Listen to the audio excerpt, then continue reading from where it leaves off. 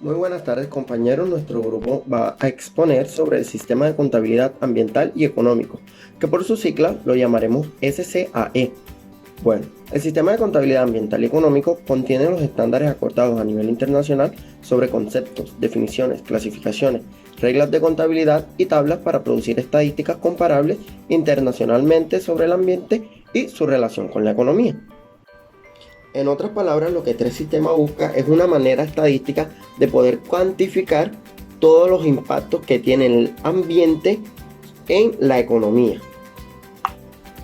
El marco de SCAE sigue una estructura similar de contabilidad como el Sistema de Cuentas Nacionales, que por sus siglas llamaremos SCN, y usa sus conceptos, definiciones y clasificaciones coherentes con el SCN, con el fin de facilitar la integración de estadísticas ambientales y económicas. El objetivo del SCAE realmente es organizar de manera coherente la información que recopilamos para poder influir en las decisiones de la empresa cuando influye el medio ambiente en esta. Hablando un poco sobre los antecedentes, decimos que el informe de la Comisión de Portland en 1987, titulado Nuestro futuro común, puso de manifiesto las vinculaciones entre el desarrollo económico y social y la capacidad del medio ambiente. En 1992, el Programa 21, uno de los documentos finales de la Conferencia de las Naciones Unidas sobre el Medio Ambiente y el Desarrollo, recomendó que los países aplicaran lo antes posible cuentas ambientales y económicas. Es decir, tener en cuenta que existen gastos ambientales. El marco central de la SCAE es un sistema concebido como una serie de cuentas integradas y con coherencia interna. Al mismo tiempo, su diseño permite utilizarlo tanto en parte como en conjunto, es decir, brinda libertad a los países para que estos elijan si quieren utilizarlo de manera parcial con las cuentas que sean más importantes tratar en esos momentos o si quiere ser tratado de manera íntegra, es decir, en su totalidad al pie de la letra. Buenas tardes, ahora vamos a hablar sobre la estructura contable. En el marco central comprende la medición de tres esferas principales, las corrientes físicas de materiales y de energía en la economía y entre esta y el medio ambiente.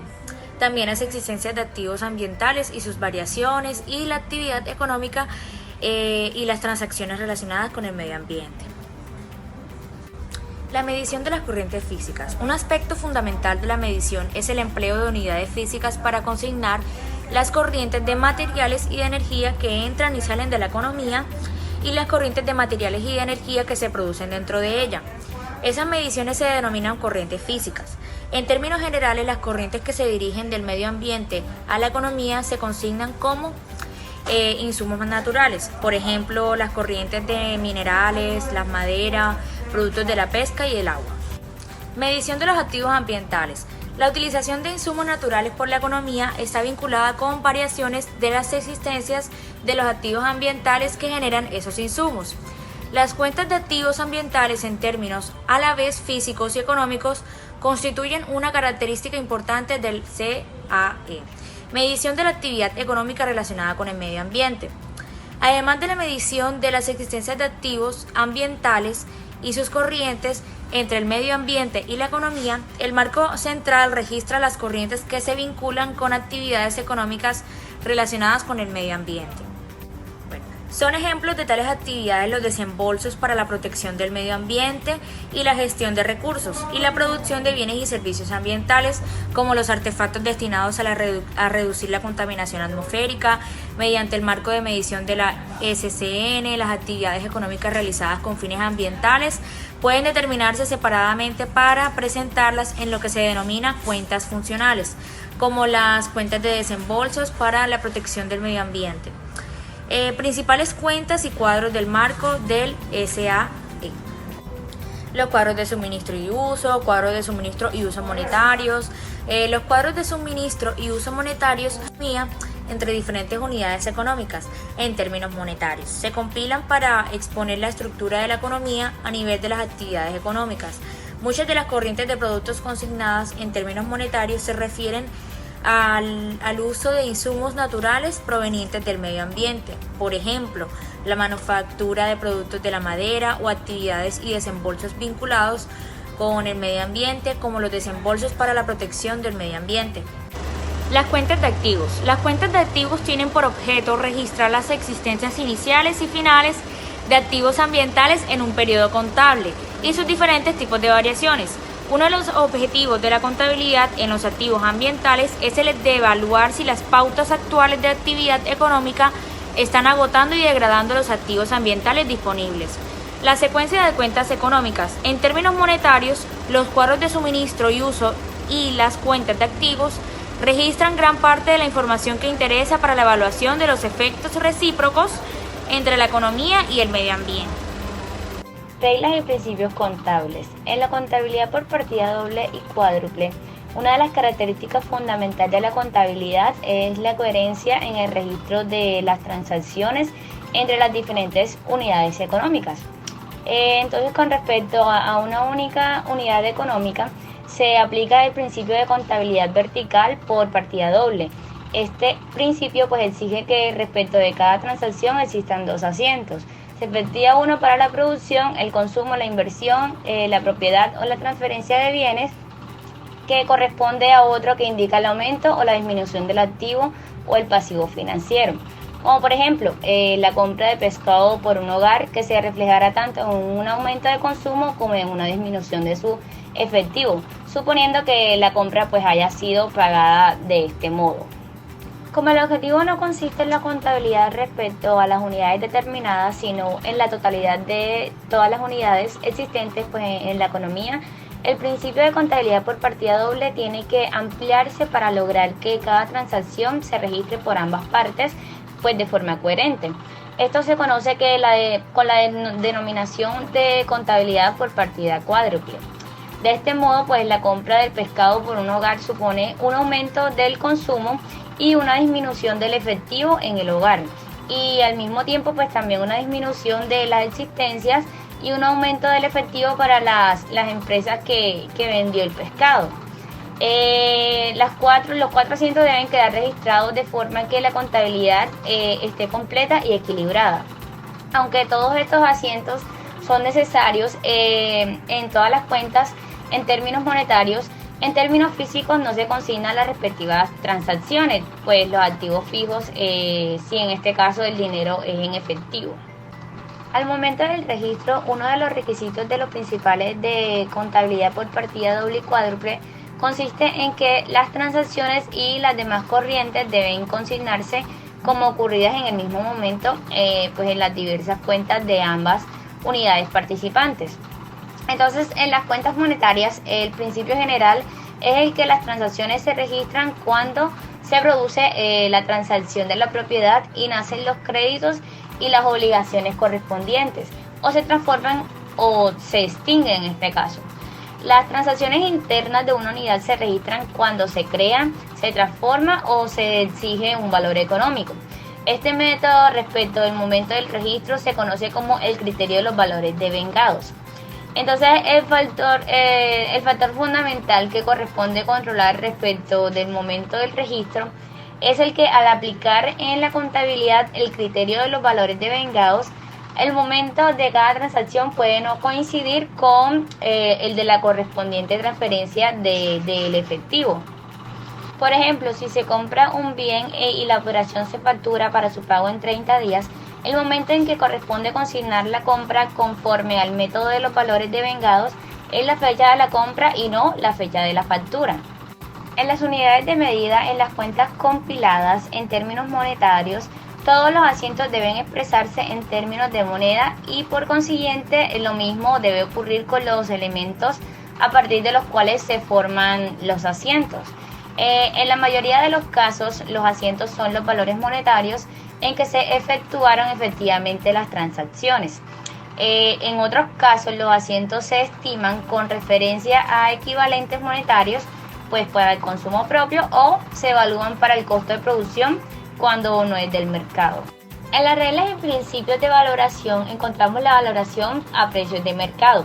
En términos estrictos, los precios de mercado de las transacciones se definen como la cantidad del dinero que los compradores están dispuestos a pagar por adquirir algo de un vendedor dispuesto a venderlo.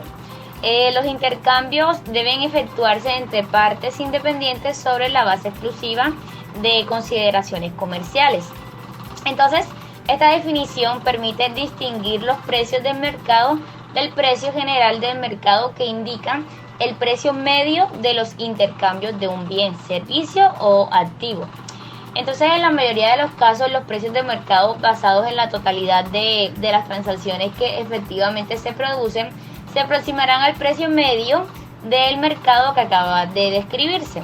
Sin embargo, pues existen precios de determinadas transacciones en que no ocurre así, como por ejemplo, en el caso de los precios de transferencia entre las empresas vinculadas entre sí, o los precios subsidiados en el caso de las unidades de gobierno.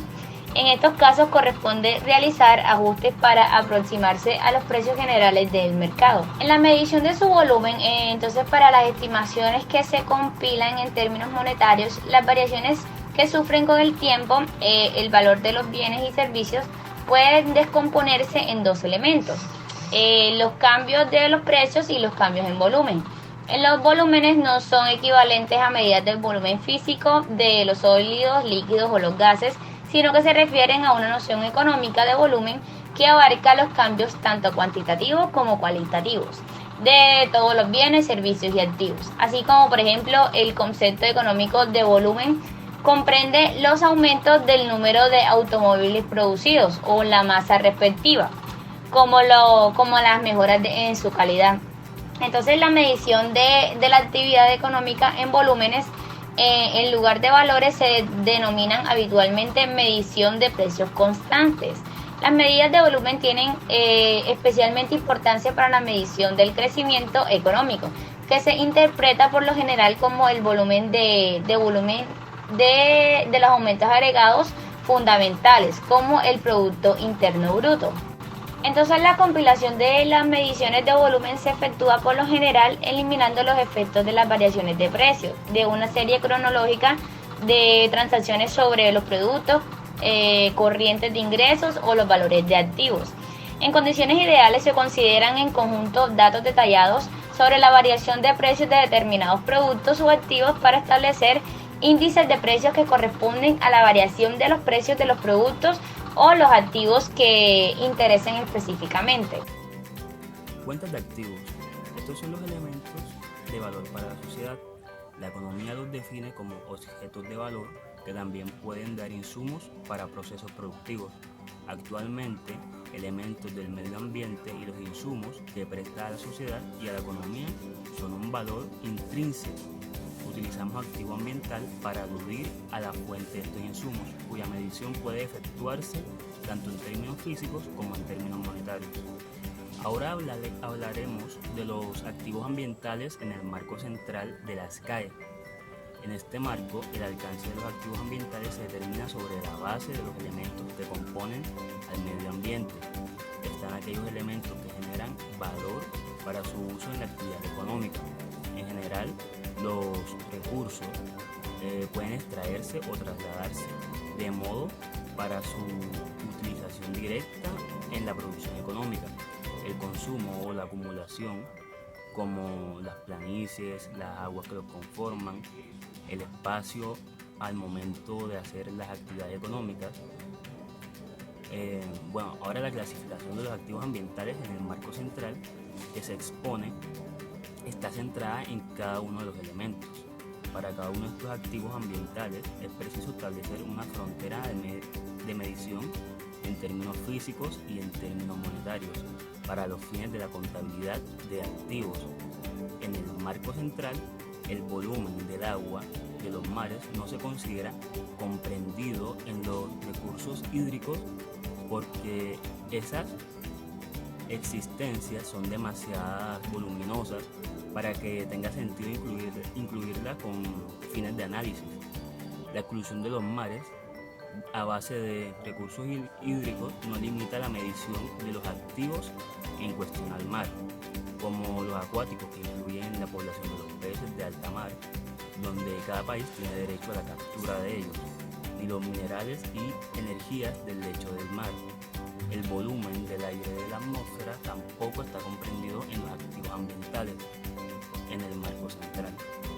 Ahora hablaremos sobre la valoración de los activos ambientales. En principio, Todos los beneficios que den los activos ambientales se pueden valorar en términos económicos. Sin embargo, se plantean múltiples complejidades al efectuar esas valoraciones generales. En particular, la cuantificación de los beneficios mismos y el examen de los que se presentan a la sociedad es en conjunto y no solamente determinada por las personas. Estos problemas de medición no se analizan más detalladamente en el marco central. Ahora, la estructura de la cuenta de activos. Las cuentas de activos físicos se compilan habitualmente para tipos determinados de activos y no para un conjunto de activos diferentes, porque cada uno se cataloga por lo general en unidades distintas. Esto significa que la agregación entre diferentes activos en términos físicos por lo general no es posible, aunque la agregación solo puede efectuarse en términos monetarios. Los asientos de las cuentas de activos en términos físicos son fundamentales para la compilación de estimaciones monetarias en cuanto no se llevan a cabo transacciones de los activos ambientales. Principios de la contabilidad de los activos. La contabilidad de las variaciones en las existencias de los activos ambientales plantea diversos problemas de medición, entre ellos la medición precisa de las existencias físicas de los activos ambientales, todos los cuales tienen sus propias características peculiares como pasa en el caso de los recursos biológicos, con la capacidad de volver a generarse con el tiempo. Por lo tanto, para efectuarse evaluaciones concretas de ciertos activos ambientales es importante comprender la dinámica de las poblaciones. La definición del agotamiento en términos físicos. En la contabilidad de los activos ambientales a menudo es objeto de atención especial la medición del agotamiento. El agotamiento ambiental tiene que ver con la utilización física a través de su extracción por unidades económicas que incluyan a los hogares y que dé lugar a una menor disponibilidad de materia.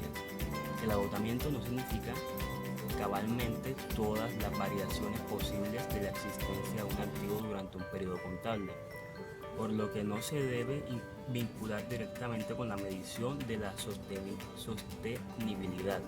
La evolución de esta última a base de los activos ambientales debe tener en cuenta un conjunto más amplio de factores como el grado de las pérdidas catastróficas y de los descubrimientos y posibles cambios de la demanda en insumos de los activos ambientales. Ahora, los principios de valoración de los activos. Una de las ventajas generales que ofrece la aplicación de métodos de valoración es que permite comparar los diferentes activos ambientales utilizando un antecedente común, lo que no es posible empleando datos puramente físicos. Además, los activos ambientales pueden compararse con otros activos para evaluar las utilidades comparativas, el bienestar nacional y otros análisis similares. Dado que con frecuencia los gobiernos tienen un elevado nivel de derechos de propiedad o influencia en la extracción de activos ambientales, la valoración de esos activos en términos monetarios puede proporcionar información útil para evaluar los estados futuros de ingresos de los gobiernos. Por ejemplo, es la estimación de los recursos fiscales futuros derivados de la extracción de petróleo o gas natural. Por último están las cuentas de activos de recursos minerales y energéticos. Estos son un tipo peculiar de activos ambientales en cuanto pueden extraerse y utilizarse en la actividad económica, pero no se cambia a escala temporal humana. Dado que no pueden sustituirse, adquiere particular interés a la medida con la que se extraen y se agotan estos activos. La disponibilidad general de ellos y la sostenibilidad de las industrias que los explotan. Que tengan buena noche, compañeros. Mi grupo les desea una feliz Navidad.